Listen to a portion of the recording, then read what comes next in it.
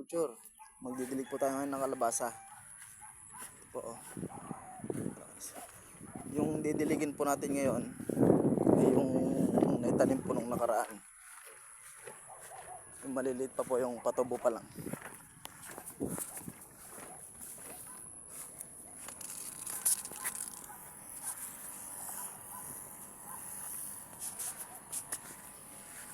Yun, oh, malaki na sila, oh.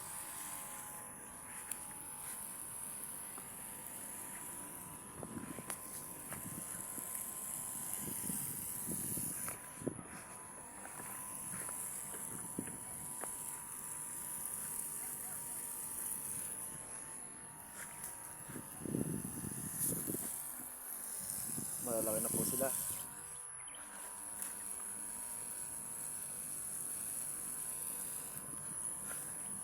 Nung naitanim po to, 2 araw pa lang po ating nakakaraan. Ang bilis po tumubo, no?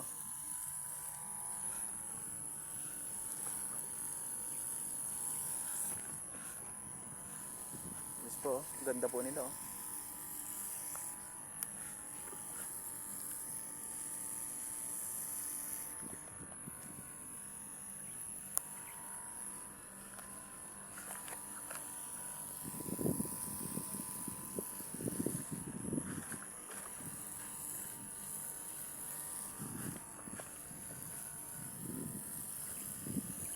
Maghapon po nagtanim po din kami ulit ng kalabasa dun sa kabila.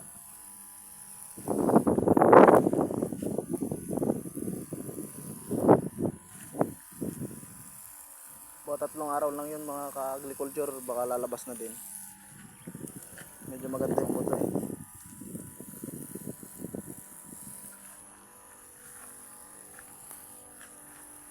Ay, ito yung katatanim.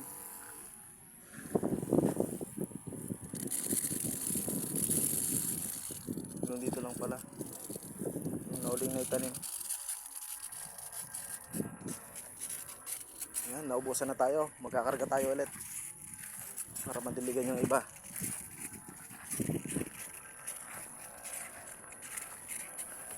Ano nila, oh, yung 4 na buto tumubo. Yan, nakaigib na naman po tayo.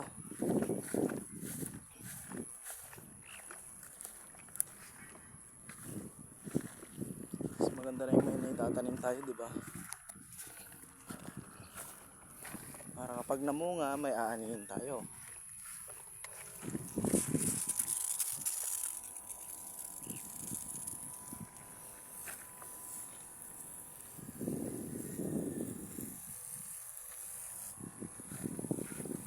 Bukas to guys, may lalabas na dito.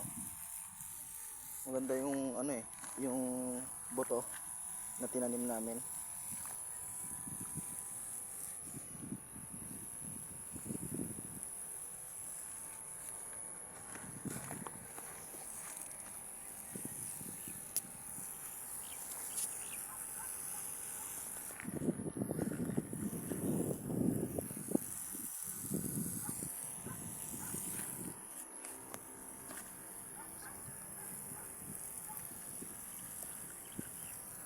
Mas maganda na yung may ginagawa tayo sa buhay, di ba?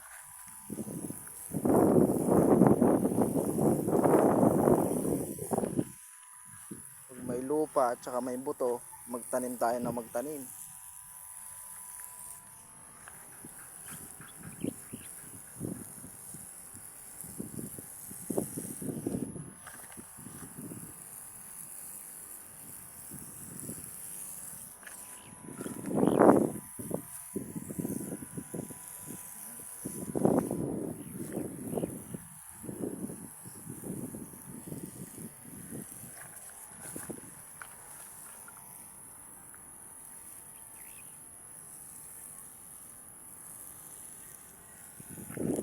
Okay, tapos na. Doon tayo sa kalabasa guys, doon sa malalaki. Doon sa malapit na siyang mamunga. Diligan natin yon. Tapos diligan natin yung mga upo natin.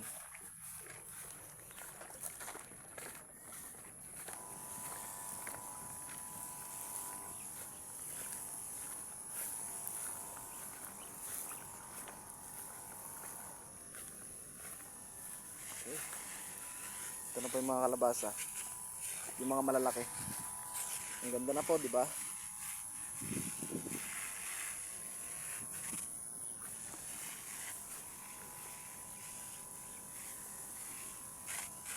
Basta wala tayong ginagawa, magtanim tayo para may anin tayo. Ang laki pong pakinabang nito pag namunga, guys.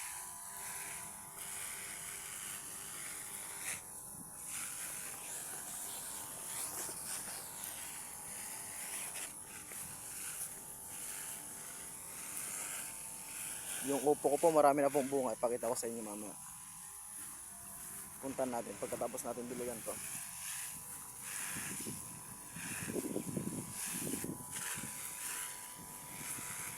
Saka yung pinakita kong punlan na pecha nung nakaraan, malalaki na po sila, malapit na po silang ilipat sa pagtataniman para po makalaki yung mga kanyang puno.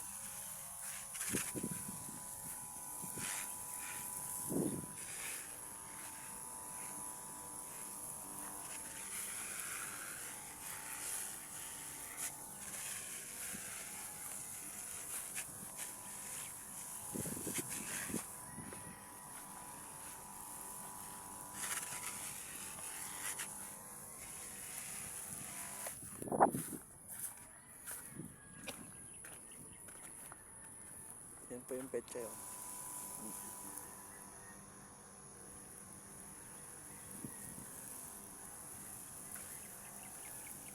Pinakita ko po sa inyo yung nakaraan.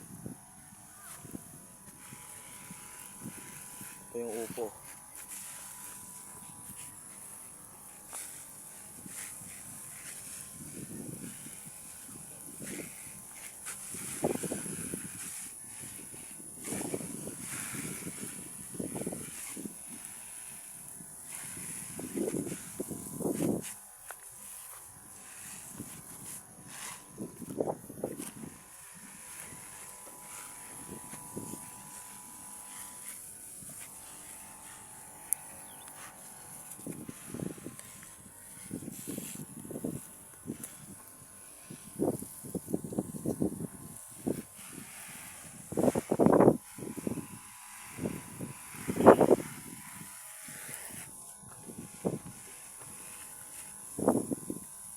Okra.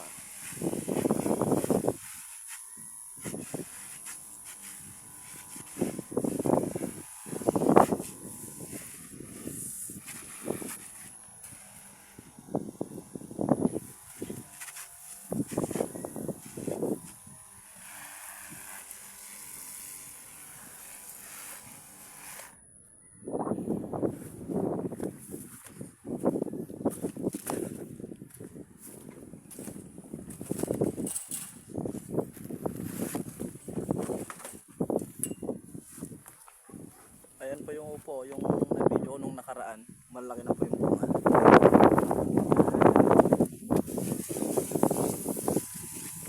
Sari-saring gulay lang po yung nasa kubo namin. Bahay kubo nga talaga. Andito na lahat.